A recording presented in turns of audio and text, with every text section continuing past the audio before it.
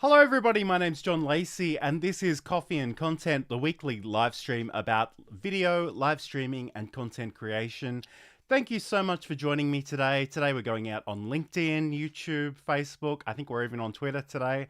So if you're out there watching live, let me know in the chat where you're coming to me from. I'd love to hear about that. Today on the show, we'll be talking about signposting your content. Are you doing it? What opportunities exist out there, and how will you establish, which ones will work for your workflow?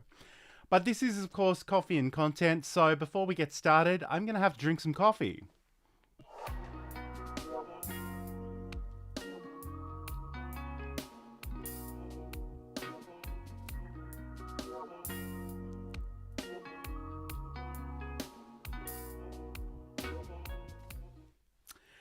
That's some good coffee, and it's a very important thing to do on the any day.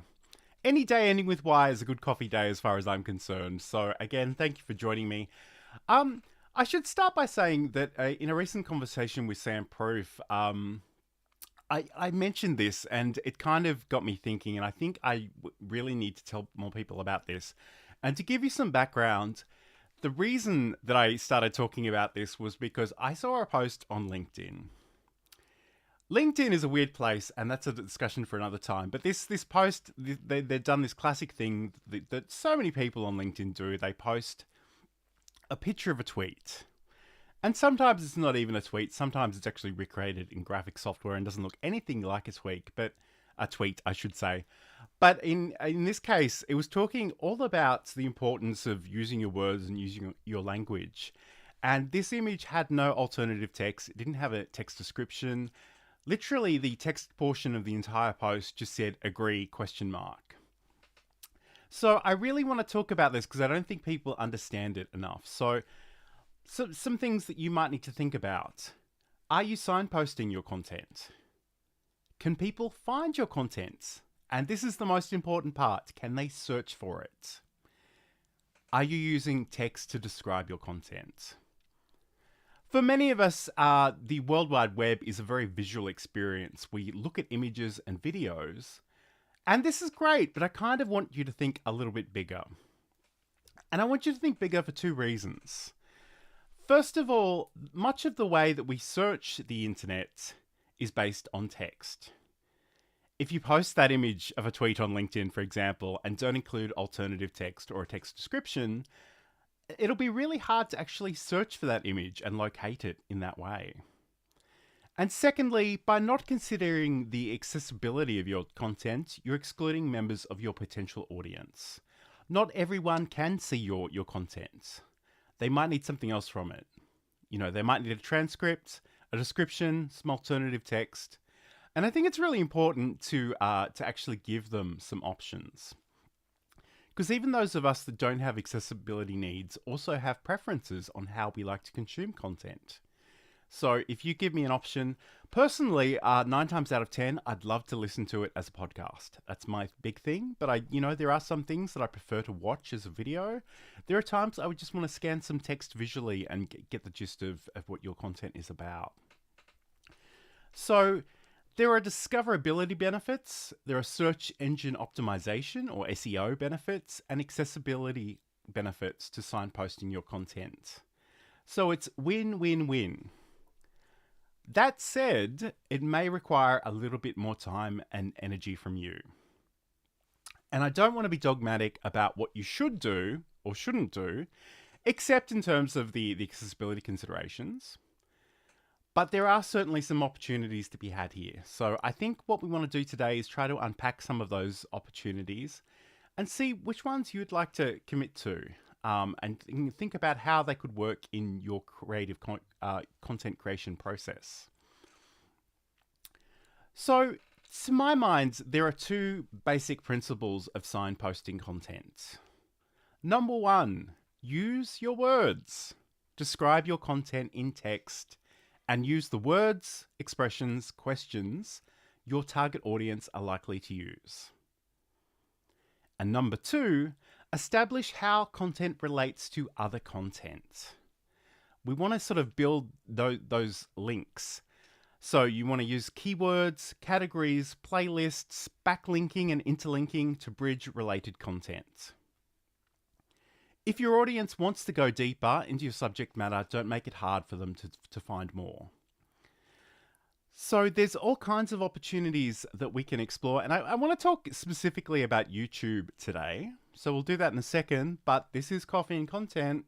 So you know I need to be well caffeinated. So let's have another sip.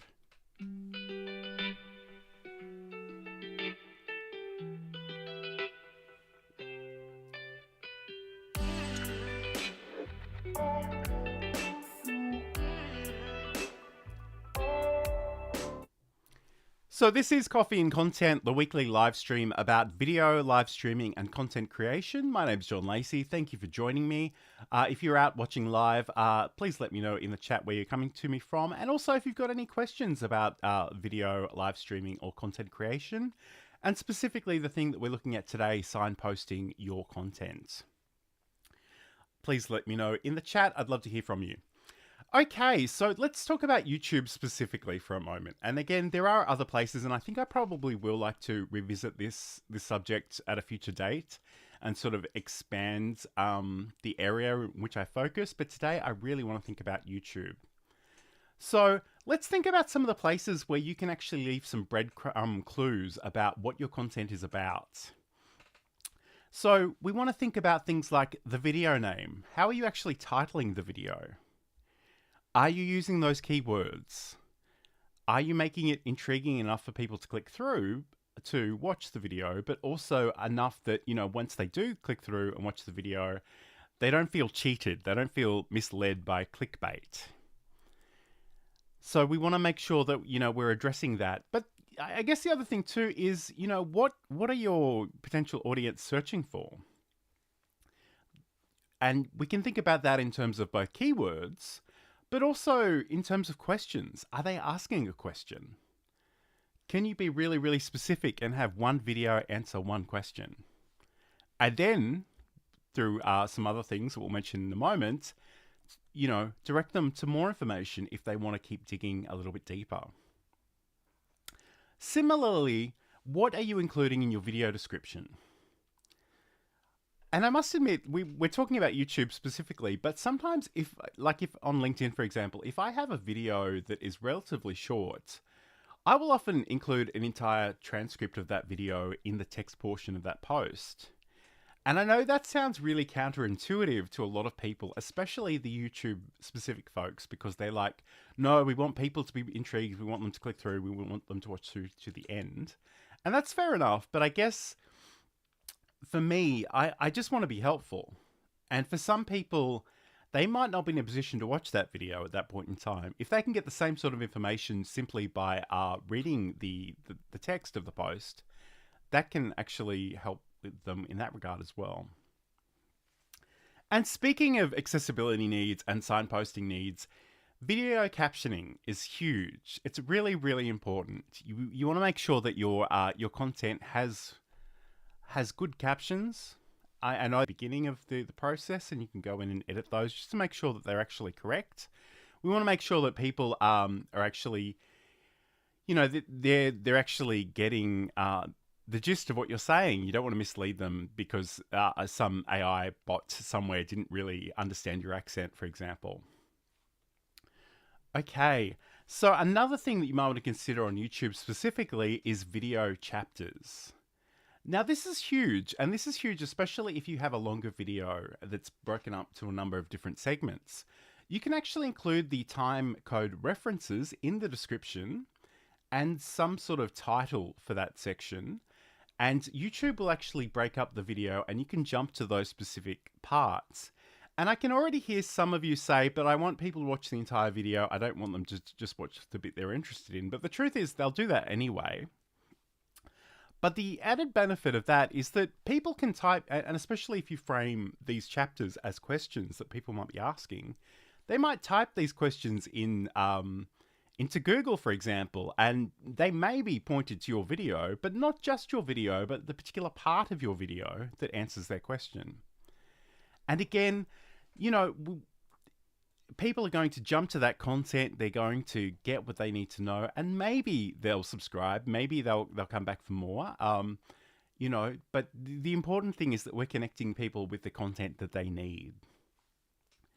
And sometimes, you know, if you just, maybe you've watched the video before and there's one specific part of the video that you're particularly interested in sort of revisiting, and that can be quite useful as well. So think about, you know, what are you naming the video? What is the description? Have you got the captions? And the video chapters are huge, and it's not that difficult. You literally just type in, you've got to start with sort of a 00 time reference, and then, you know, you can just add in subsequent time frame references within the video. And that way they can jump to them, and that's really awesome. And I don't know of too many other platforms that will let you do that in the way that YouTube does. It's really cool.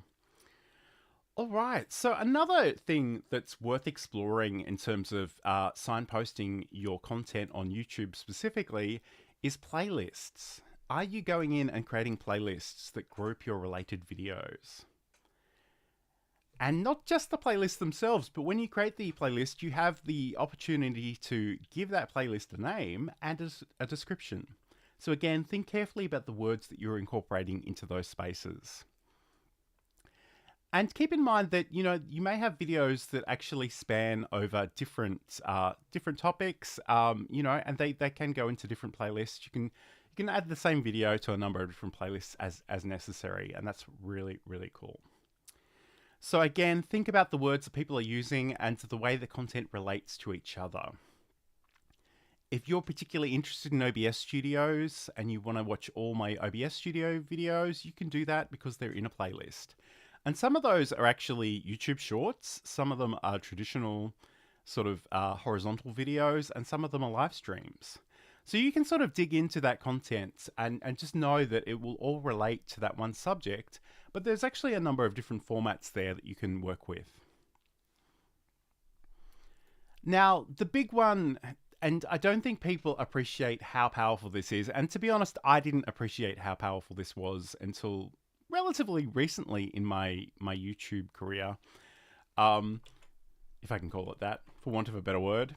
But the end cards. So these are the cards that you actually place at the last sort of 15-20 seconds of your video.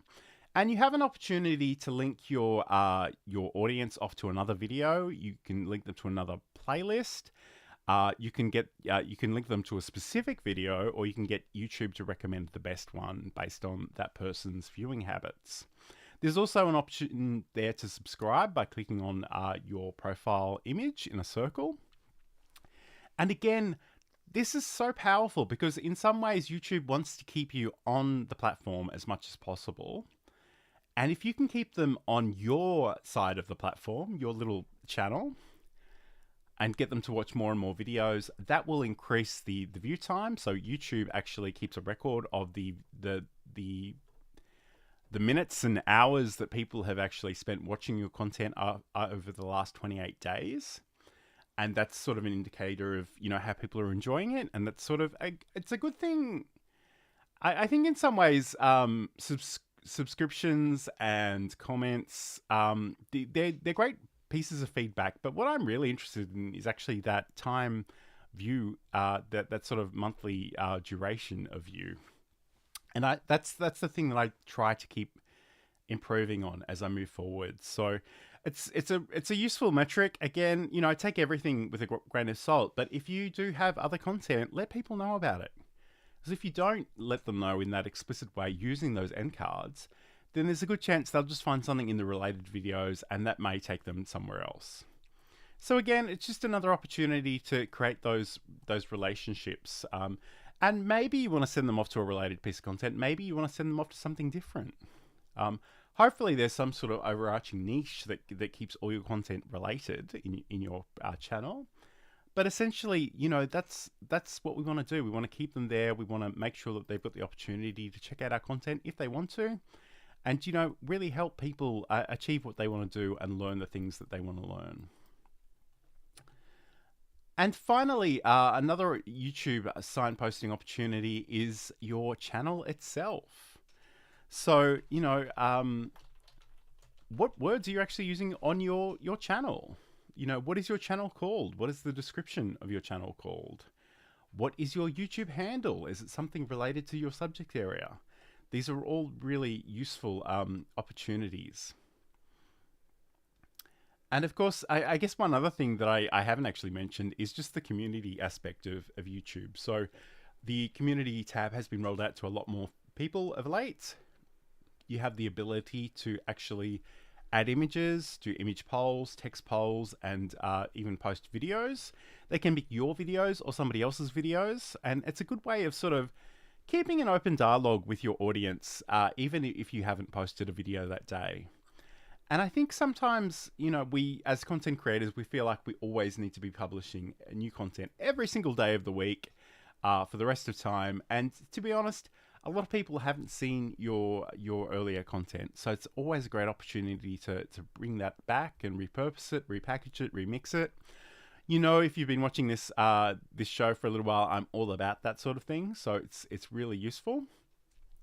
And I think if you're really invested in this long term, you want to think about building out a content library. And it's funny to me that we do feel this pressure to always be original and always be creating the new thing. Because, if you go and see a band in concert, there will be some diehard fans. And honestly, I probably am one of these people that wants to hear new songs all the time and wants to hear the really obscure things.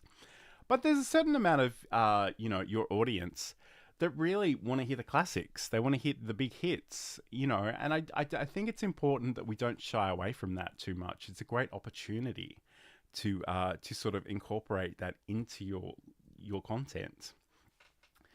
And in some ways, if you do something once, that's fine. But if you do it more than once, it almost becomes part of, your community messaging. And there are a few funny things that I'm slowly incorporating into more of my content just because they crack me up. And I think, they will be something for for me and my audience to hopefully bond over, some running jokes and some in-jokes, if you will, for people within the community. They might not make as much sense to people outside of it, but I think it's a great opportunity to potentially bond with parts of your audience. And I feel like I've been talking for a really long time. If you are out there watching live, if you do have any questions, let me know in the chat. But again, I got to drink some more coffee.